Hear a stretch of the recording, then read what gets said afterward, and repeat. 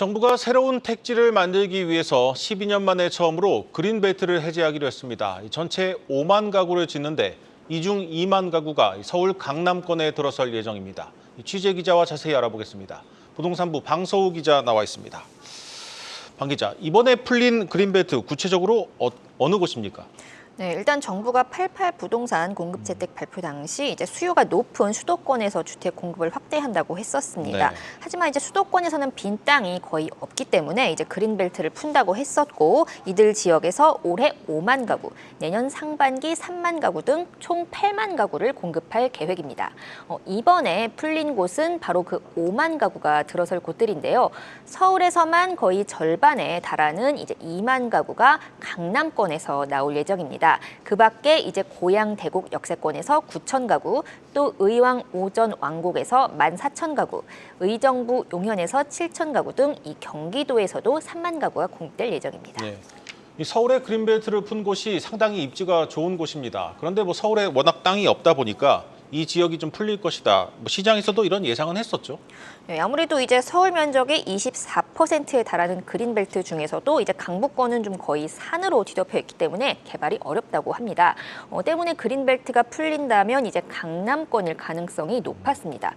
하지만 이 해제가 유력한 곳으로 꼽히던 세곡동이나 자곡동 일대 이런 곳들은 빠졌고요. 대신 면적이 넓고 고밀 개발이 가능한 서리풀지구가 낙점됐습니다. 서리풀지구 하면은 잘 모르실 것 같은데 이제 지도에서 보시는 것처럼 이제 신분당선 청계산 입구역을 비롯한 이제 GTX-C 노선이 지나는 양재역이 가깝고요. 또 이제 경부 고속도로 좌우로 이제 형성돼 있기 때문에 성남이나 과천 등 수도권으로의 이동도 편리한 편입니다. 이렇게 서울에서 주택 공급을 위해서 그린벨트가 대규모로 해제된 건 이명박 정부가 보금자리 주택 사업을 추진한 이후 거의 12년 만입니다.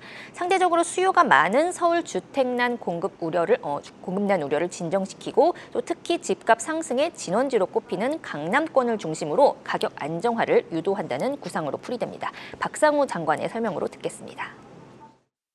국가와 사회의 안정에 중요한 것 중 하나가 주택시장 안정과 국민 주거 복지 향상입니다. 앞으로도 수요가 있는 곳에 양질의 주택이 충분히 공급될 수 있도록 최선을 다하겠습니다.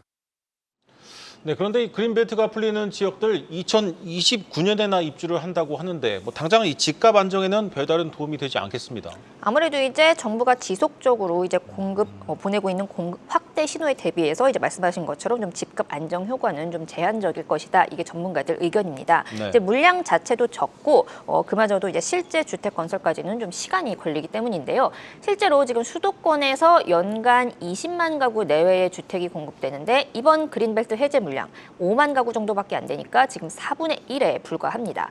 또한 이제 신규 택지는 후보지 발표 이후 공공주택지구 지정, 또 지구계획 수립, 토지 보상 등을 거치는데요. 그러면 실제 입주까지 거의 최대 10년 이상 걸린다고 합니다. 이에 정부는 지구 지정 전부터 보상에 착수하는 등 각종 절차를 좀 단축해서 이제 오는 2029년 첫 분양, 2031년 첫 입주를 목표로 사업 기간을 최대한 앞당길 방침입니다. 앞당긴 게 지금 7년 후라는 소리입니다. 네.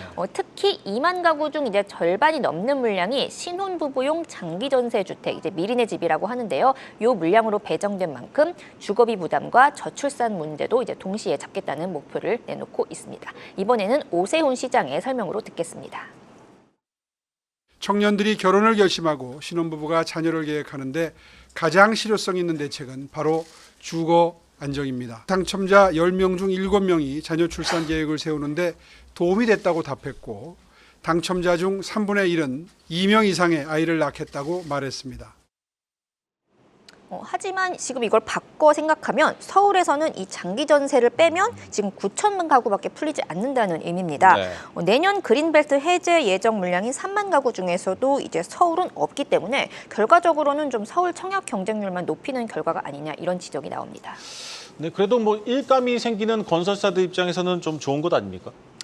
일단 집값 안정 효과와 마찬가지로 이 건설사 실적에도 당장엔 큰 도움이 되지는 않을 전망입니다. 이 건설사들이 아파트를 착공해야지 공사비를 받을 수 있는데 요즘처럼 이제 집을 지어봤자 남는 게 없다면서 착공을 미루거나 사업 자체가 취소된다면 이 실적에 반영될 수 있는 부분은 그만큼 적어질 수밖에 없고요.